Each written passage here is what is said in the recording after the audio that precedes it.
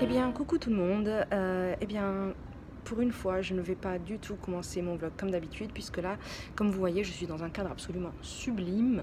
En fait, c'est un aéroport, n'est-ce pas, puisque je suis à Narita. Donc, comme je l'avais vaguement mentionné dans une de mes précédentes vidéos, effectivement, je vais vous faire un vlog si tout se passe bien à partir de la Corée. Donc, pour l'instant, j'ai réussi à passer les premières étapes. Je suis en stress, mais c'est un truc de malade. Parce que en fait, il faut avouer qu'il y a beaucoup de restrictions, beaucoup de règles à suivre pour voyager, malgré le fait que le Japon se rouvre un petit peu, mais c'est quand même très difficile. La Corée, c'est la même chose. En fait, je dois aller en Corée pour participer à une conférence internationale d'archéologie de l'Extrême-Orient. Voilà, donc à laquelle je participe en tant qu'intervenante. Et du coup, ça a été j'ai dû faire des pieds et des mains pour réussir à faire ce qu'il fallait. En fait, ça vient juste de se rouvrir. Attendez, parce que c'est pas évident à tenir comme ça. En même temps, il n'y a personne. Ça fait tellement bizarre, en fait. Regardez ça. Il n'y a pas un chat. La plupart des boutiques sont fermées. C'est un truc de fou. Bref, et je suis en méga stress, en fait, tout simplement parce qu'il fallait tellement de papiers. Ça a été tellement dur aussi de les avoir dans les temps, parce que maintenant, avant, il n'y avait pas besoin de visa. Maintenant, il faut un papier spécifique. Donc ça, déjà, en plus, on vous donne jamais les résultats dans les temps. En même temps, il fallait aussi faire le passeport vaccinal. Le passeport vaccinal, en fait, entre la demande et le moment où c'est fait, ça prend plus d'une semaine. Et puis, ce sont des choses, en plus, qui peuvent être refusées. Hein. C'est-à-dire que c'est pas du tout automatique. Et puis voilà, donc du coup, ça fait 2 mois, en fait, que je suis dessus, que je ne savais même pas du tout si j'allais y aller ou pas. Et hop, je change de bras. En fait, je suis désolée, vous allez m'avoir un minimum en gros plan, hein, mais ouais, ça me fait un petit peu mal au bras, en fait. Alors, je sais même pas pourquoi je parle bas, il n'y a que moi. Bref, enfin, il n'y a que moi, il y a 2-3 pecnos qui marchent, mais c'est pas... Et oui, et puis alors au final, le dernier qui me restait, c'était le PCR. Je pensais que ça allait être le plus simple. D'autant plus que j'ai trouvé une agence qui fait les tests PCR, qui n'était pas trop cher, parce qu'ici, les tarifs, ça va du simple au multiplié par 10. Hein. C'est-à-dire que les moins chers, c'est dans les 30 €, et les plus chers, c'est 300, je sais pas combien euros pour un test PCR, en sachant qu'il m'en faut à l'entrée, à la sortie, bon, donc voilà quoi. Et franchement, au début, quand j'ai vu que c'était 300 et quelques euros, je me suis dit, ah bah non, un seul test PCR me coûte plus que mon avion, c'est pas possible. Les règles ont toutes changé le 1er juin aussi. Donc, alors je sais que ça vous intéresse pas forcément, mais sincèrement, je suis tellement en stress, ça me fait du bien d'en parler. Et puis surtout, je veux pas me porter malheur, mais l'avantage c'est que cette vidéo, elle sortira, hop, désolée, je rechange un petit peu. Ouais, on va faire comme ça, c'est pas joli, c'est les fauteuils, mais c'est pas grave. Hein. En fait, j'aurais dû prendre ma perche à selfie, je l'ai laissée dans ma valise, tant pis. Ouais, le test PCR, en fait, le problème, c'est que donc je pensais que ça allait être le plus simple. J'ai trouvé une agence, les tarifs étaient faramineux. Donc, comme j'ai dit, le 1er juin, toutes les règles ont changé. Donc, du coup, il y a un coup, il en faut, un coup, il en faut pas. Tous les sites donnaient des infos différentes. Bref, avant-hier, parce qu'il me faut un test PCR de moins de 48 heures. Attendez, je vais essayer de trouver un meilleur endroit parce que là, je tremble en plus. C'est le stress. Eh bien, écoutez, je vous ai foutu sur mon sac. Je suis à contre-jour, désolée, mais bon, de toute façon, vous aurez des meilleures images plus tard. Et oui, donc en fait, le problème du PCR, c'est qu'il y avait une marge de 48 heures. C'est-à-dire que au départ, c'était 72 heures, puis en fait, ils l'ont changé à 48 heures. Donc, il fallait trouver un endroit pour le faire et que ça fasse moins de 48 heures avant le vol, mais qui ait suffisamment de temps pour recevoir les résultats. Et que ça ne coûte pas 300 et quelques, bien entendu. Donc, j'avais trouvé un coin, donc j'ai pris rendez-vous, pas de soucis et tout. Et donc, avant-hier, j'y vais. Et là, on me sort qu'en fait, c'était impossible d'avoir les résultats dans les 48 heures. Donc, méga stress, en fait. J'étais partie pour tout annuler, d'autant plus que c'était en fin d'après-midi. Alors, pour ceux qui ne savent pas, les hôpitaux au Japon ont des horaires de bureau. C'est-à-dire qu'à 5 heures, ils sont tous fermés. Les week-ends, la plupart sont fermés. Et donc, du coup, en dehors de cette agence, à part sauter dans les cliniques et les hôpitaux, juste pour leur demander déjà leurs tarifs, et puis s'ils le faisaient, parce que en plus, pour sortir du Japon, il faut que ça soit en anglais. Et tous ne font pas les certificats en anglais, puisqu'il faut le certificat. Donc, c'était très mal barré. Il me restait juste une demi-heure avant la fermeture des trucs. Et je me suis dit, perdu pour perdu, je suis ici, parce qu'il a fallu en plus que j'aille dans une autre ville, forcément. Je suis dans une grande ville, il y a quelques hôpitaux dans le coin, et jusqu'à 5 heures. J'ai 30 minutes pour aller d'hôpital en hôpital pour demander, voilà. coup de peau, un tout petit hôpital, mais alors qu'il payait pas de mine. Je me suis dit, mais alors ici, il n'y en a pas un qui va me comprendre ou même pouvoir faire un truc en anglais. Je sais même pas s'ils font des PCR, bref. Je suis tombée sur un médecin adorable qui est venu me parler, je lui ai expliqué l'histoire, etc. Le gars, il a été se renseigner en 5-10 minutes. Il m'a dit, bah écoutez, on peut faire le test maintenant, on peut vous faire le certificat, je vous le traduis moi-même en anglais, je vous fais ça et tout. Il a dit, par contre, pour tout, ça va prendre à peu près 1 heure. Moi, j'ai dit, bah alors là, mon gars, ça pouvait prendre 3 heures. Je m'en fous. Voilà. Alors, le prix, bien entendu, c'était quand même plus cher que le prix de base, mais ça restait, on va dire, gérable, quoi. Voilà. Ça m'a coûté 70 euros. Voilà. Alors, ouais, 70 euros, ça fait chier, mais en même temps, cavaler à droite à gauche, de ville en ville, en train, en machin, juste pour essayer de faire ce truc-là, voilà. Et c'était, bah ouais, donc jusqu'à la dernière minute, je ne savais pas, en fait, si j'allais pouvoir venir. Et jusqu'à la dernière minute, pour chaque papier, il y a eu des conneries comme ça, voilà. Donc c'est pour ça que j'en ai juste vaguement parlé la dernière fois, parce que je voulais pas me porter malheur. Parce que c'est vrai que très souvent quand je dis un truc ça va arriver, c'est comme quand je dis oh bah ça fait longtemps qu'il n'y a pas eu de tremblement de terre, bam, c'est là qu'il va y en avoir, enfin bref c'est toujours donc voilà, donc du coup c'est vrai que j'osais pas trop. Puis là comme je vous ai dit, de toute façon la vidéo elle va être publiée après que je sois arrivée. Donc mais je suis encore en stress parce que là j'ai passé toute la partie japonaise, j'ai même passé la sécurité, hein, voilà, je me suis dit je suis arrivée ici, ah oui, parce que j'étais censée venir en bus. Mais comme ça fait 3 ans que j'ai plus pris d'avion, mais je savais pas qu'en fait il y avait plus du tout de bus pour aller à l'aéroport. Ils les ont tous retirés, en tout cas dans ma région.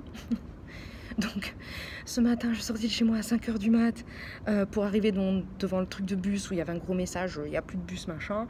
Donc après il a fallu que je prenne plusieurs trains, le métro, enfin c'était un peu... Mais tout ça pour dire qu'au final, bah, c'est une odyssée, mais c'est fait pour la première partie. Voilà. Donc il n'y a plus maintenant qu'à monter dans l'avion. Et puis quand j'arrive à Séoul, bah, faudra que je refasse un PCR.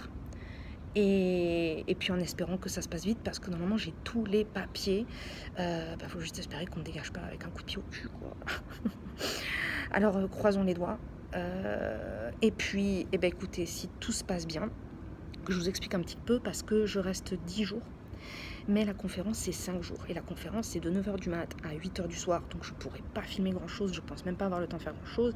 Par contre je vais me vautrer dans mon lit le soir et puis je vais bouquiner, ça c'est sûr. Donc du coup avec le peu de temps que j'ai avant et les 2-3 jours que j'ai après, j'ai fait exprès d'avoir un peu de marge pour souffler, puis pour avoir le temps de venir et puis de repartir, parce qu'avec ces papiers je sais pas combien de temps ça va prendre. Donc en gros je me suis compté toute la journée à chaque fois pour être sûre de si ça déborde c'est pas grave, quoi. Mais alors du coup je vais essayer de vous prendre un minimum d'images puisque je vous ai encore jamais montré la Corée. Moi personnellement ça fait déjà 6 fois je crois que je viens ici et je ne vais pas rester à Séoul. Alors peut-être le dernier jour justement parce que ce sera plus facile pour aller à l'aéroport, donc je vous montrerai 2-3 choses de Séoul, mais je vais rester majoritairement à Daegu qui est dans le sud de la Corée du Sud et que je ne connais pas encore très bien du coup, puisque c'est là que la conférence se passe. Et puis donc du coup je vais essayer de vous prendre des images, je vais découvrir avec vous tout simplement. Et puis aussi ce que j'ai décidé de faire, c'est que j'ai décidé de me choisir des lectures. Je m'en suis mise plusieurs sur ma liseuse, que des lectures d'auteurs coréens. Parce qu'en fait, eh bien, après avoir regardé un petit peu tout ce que j'ai déjà lu, et ben, je me rends compte que j'ai lu pas mal de japonais, mais j'ai jamais lu d'auteurs coréens. Et ben, je me suis dit, c'est l'occasion ou jamais. J'en ai pris au pif. J'ai essayé de varier les genres. Je crois que j'ai trouvé un de SF, un témoignage de je sais plus quoi d'ailleurs. Il me semble qu'il y a un truc horreur ou fantastique. Hein. Enfin, j'en ai 5 ou 6. Et du coup, bah, je vais les piocher au hasard. Et puis comme ça va me permettre de vous faire découvrir des lectures coréennes. Et puis moi-même de les découvrir en même temps que je suis en Corée et que je vais pouvoir vous montrer des images de ce pays. Voilà. Écoutez, je pense que je vais... Parce qu'il y a des petites tables dans un coin, mais il y avait les 3-4 pecnos qui sont là, ils sont là-bas, donc je voulais pas trop les déranger. Je pense que je vais aller m'asseoir là-bas. Je vais préparer un petit peu ma conférence et ma présentation et tout le tintouin que je dois faire. Et puis, écoutez, si tout se passe bien, je vous reprends quand je serai à Séoul où je passe la première nuit, justement, je ne prendrai le train pour Daegu que demain. Histoire de pas non plus cavaler partout. Je voulais pas que si ça se trouve à l'aéroport on va me garder je sais pas combien de temps, enfin histoire d'être sûr d'avoir des trains. J'ai essayé de faire un max no stress, et si je suis stressée c'est juste à cause des conditions, mais j'ai vraiment essayé au maximum de faire en sorte de ne pas me rajouter moi du stress qui ne soit pas nécessaire. Voilà. Je pense que ce vlog va peut-être être un petit peu long. Si j'ai un petit peu de temps, peut-être que je le publierai en plusieurs parties, même pendant que je serai là. Je ne sais pas du tout.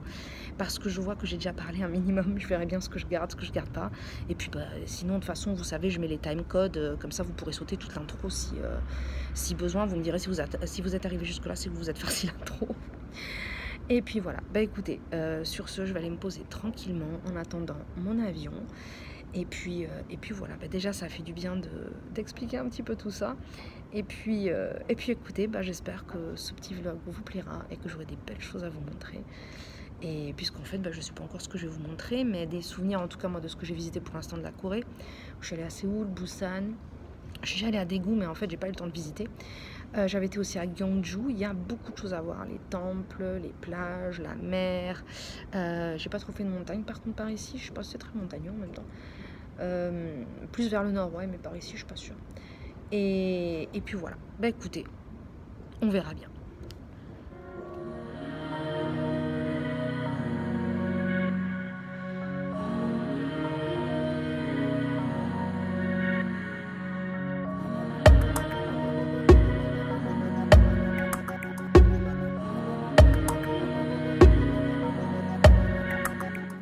J'adore les auberges en Corée. Ils ont une méga serrure avec code. Sauf que ils ont noté le code de la porte pour tout le monde. La logique.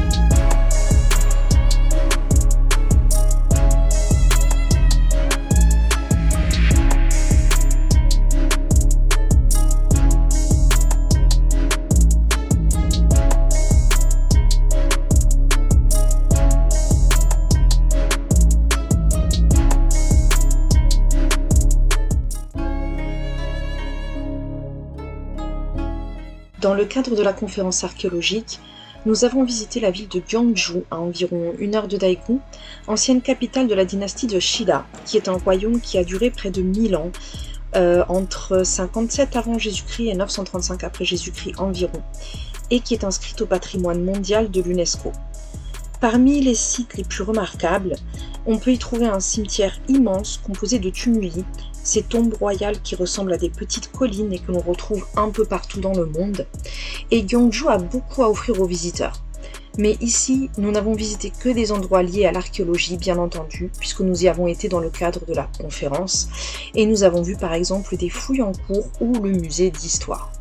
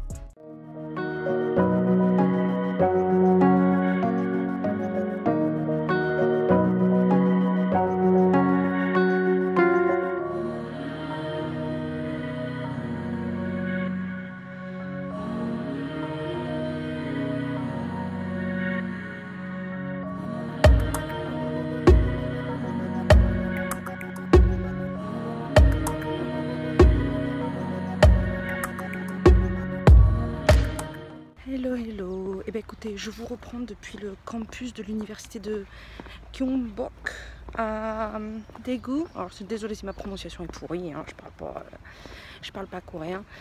Franchement super beau campus, c'est super grand. Le problème c'est que là il est 8 h du mat, on crève déjà de chaud, mais bon, faut s'y faire par ici. Ouais, donc du coup, ma présentation est enfin finie. Du coup, j'ai plus besoin de stresser pour ça. D'ailleurs, si à un moment donné, vous voyez que j'ai l'œil un petit peu rouge et tout, enfin un petit peu, disons que le stress m'a fait quelques trucs pas très sympa. Mais bon, hein, c'est comme ça. Du coup, c'est vrai que je pense que je suis pas la seule parce que même en parlant avec d'autres profs, tout le monde est super stressé avant de faire une présentation. C'est un truc de fou. Bref, donc du coup, je me sens beaucoup plus soulagée, beaucoup plus tranquille. Et je peux enfin parler de lecture sans me sentir coupable justement de ne pas être en train de bosser H24 quoi. Donc du coup, je m'étais prévu plusieurs romans coréens, donc comme j'avais précisé justement histoire de découvrir la littérature coréenne, puis surtout en étant ici. Et j'essaie de regarder quand même où je marche, hein, donc désolée, j'ai pas toujours les yeux sur le machin. Et donc du coup, en fait, comme je n'arrive absolument pas à me décider, puis surtout je me rappelle plus vraiment de pourquoi je les ai choisis. Et je veux rester un petit peu dans l'obscurité, on va dire, justement pour avoir la surprise du bouquin. Ce que j'ai fait, vous savez, il y a des applications avec des roues, là, je sais pas comment on appelle ça en français. Vous savez, des roues qu'on fait tourner et puis justement qui choisissent pour vous. Donc du coup, j'ai rentré tous les titres et puis tout à l'heure, je vais faire je vais faire tourner la roue puis on verra bien sur quoi ça tombe. Par contre, je ne sais pas filmer l'écran de mon téléphone.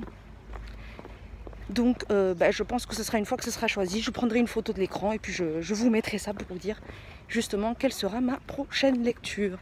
Voilà. Bon, en fait je sais même pas pourquoi je garde le masque. Il n'y a pas un chat, il n'y a que moi. Écoutez, du coup, on va traverser sans faire de conneries. Voilà, puis encore une fois je parle bas, il n'y a personne. À bien se passer. Donc bon, écoutez, sur ce, je pense que je vais vous mettre quelques petites images de ce campus qui est quand même très charmant. Et puis donc, je vous mettrai la lecture que je suis censée commencer. Voilà. Autre petite chose, du coup, c'est vrai que vous n'aurez pas beaucoup d'images. En tout cas, moins que ce qu'on pourrait s'attendre avec un séjour à l'étranger. Parce que, comme je l'ai dit, je suis ici pour une conférence. Donc du coup, pas grand chose à filmer, hein, en tout cas d'un point de vue touristique ou d'un point de vue voilà. Mais du coup j'ai quand même 2 jours supplémentaires après la conférence où je vais quand même essayer de visiter quelques coins que je ne connais pas. Donc écoutez, j'espère que ce sera sympa et puis je vous montrerai ça forcément. Voilà. Allez, ciao.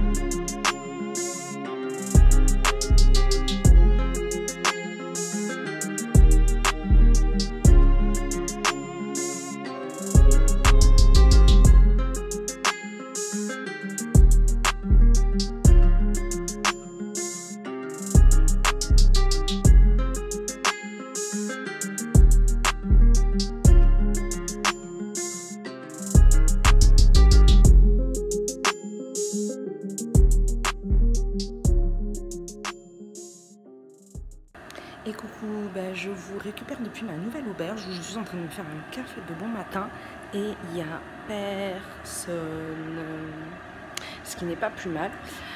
Donc là, je suis à Suncheon, qui est dans le sud. Ah, attendez, parce que là, on entend. Ah, de toute façon, l'eau est trop chaude déjà. Hop. Ok, donc là, je disais, je suis à Suncheon, qui est dans le sud-sud, au bord de la mer Centre.